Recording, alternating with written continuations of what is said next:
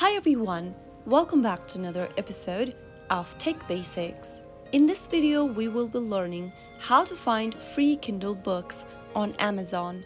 To find free Kindle books on Amazon, first of all open your web browser on your mobile device or your desktop. Now in the URL box type in amazon.com and search. Once you get to the official website for Amazon, make sure that you're logged into your account as well.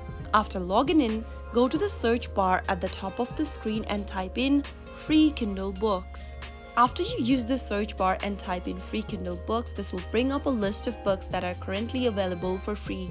Click on the Read Now button in order to start reading the book, and that is how you will be able to find free Kindle books on Amazon. If you found the video to be helpful, go ahead and give us a thumbs up.